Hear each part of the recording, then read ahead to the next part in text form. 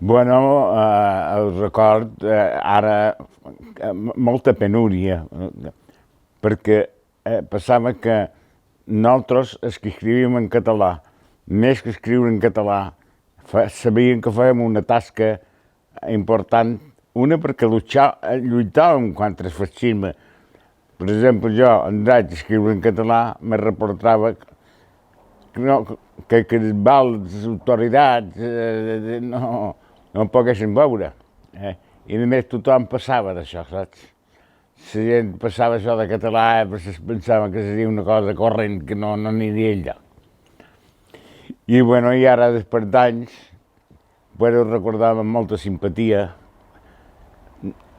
Encara no valoram el suficient esforç que van fer per escriure llibres, per discutir amb la gent, etc. No?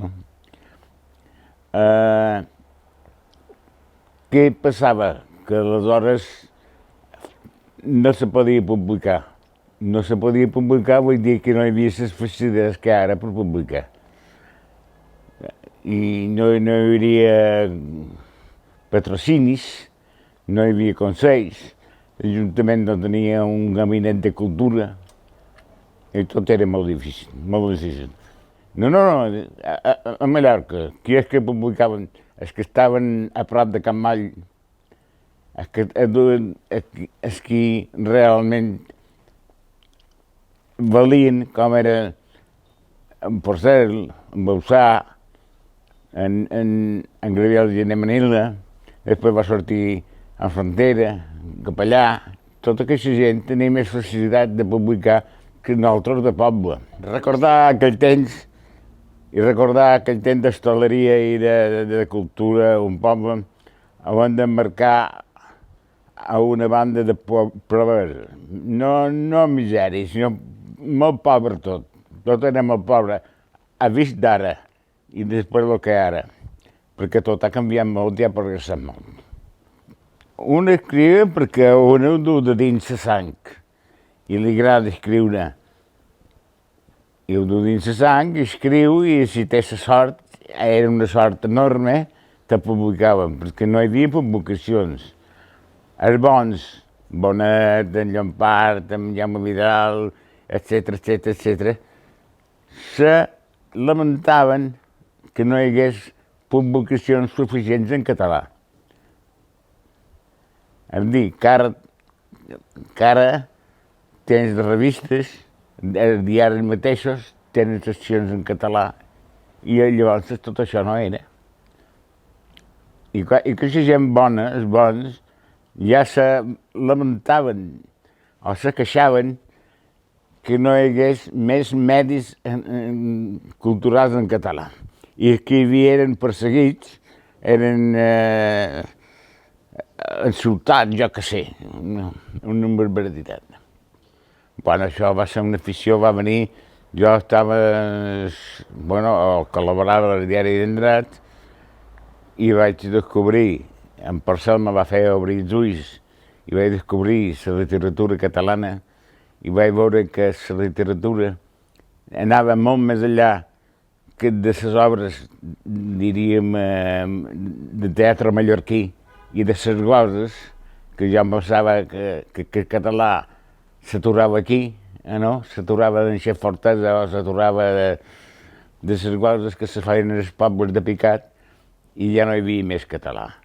Però després, una vegada que t'agafen per la mà i te duen a llibreries i descobreixes tot el món de la literatura mallorquina, que llavors també era a Can Moll, no Can Moll, a Can Moll de la llibreria de Can Moll trobaves tot això, és quan descobries una llengua, descobries qui eres tu i descobries la història de Mallorca.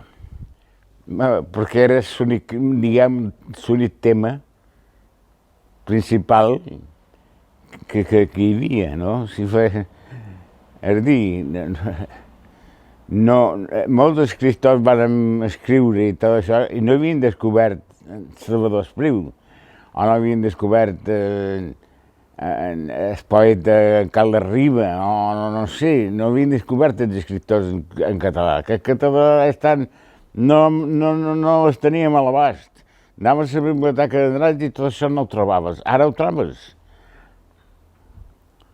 Llavors estaves mancat de totes les coses i t'havien de dur un poquet per la mà. Jo, en Porcel, me va descobrir la literatura catalana.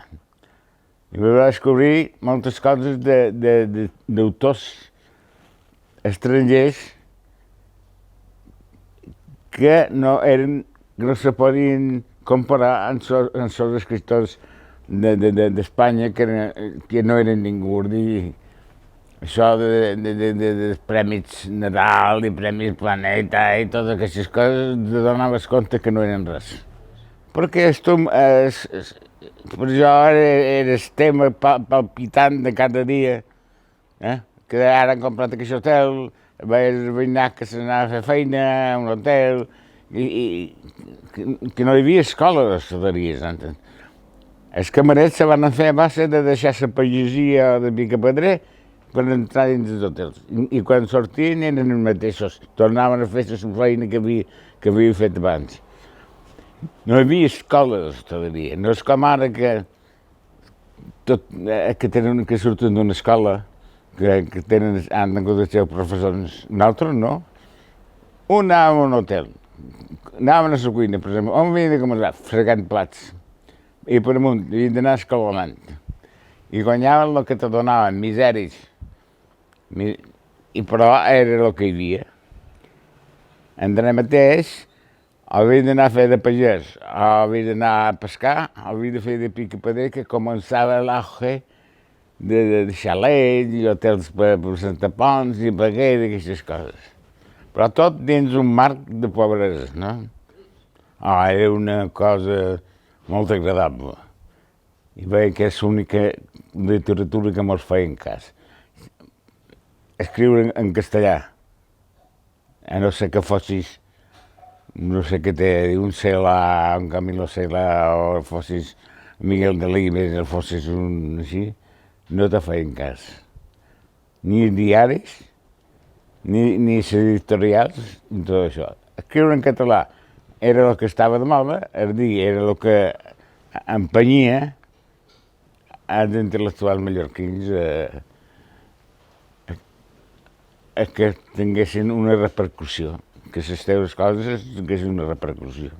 Sí, bueno, jo me vaig marcar molt quan vaig conèixer la llengua catalana, que vaig comprant llibres i hi havia editorials, com era la 62, o era la Saleta, o era Prou mateix, que publicava els autors mallorquins més o menys bons, els que guanyaven premis, i també te traduïen els estrangers.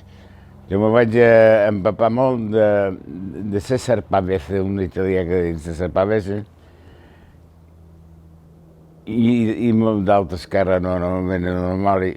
I clar, això feia que apartavessin els espanyols per entrar dins els estrangers. Albert Camus mateix tenia unes novel·les com de l'estranger que va marcar molta gent també. Bueno, el camí no és sabia, no n'hi ha hagut, però hi ha molts de llibres que te marquen, no que te marquen, que te fan la vida agradable. Per exemple, hi ha un llibre d'un grec que li diuen, no sé què li diuen ara, però que és de Jesucrist de nou crucificat, que és molt divertit, i també te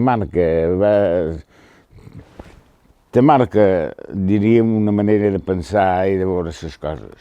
Era molt pesat, és a dir, era molt...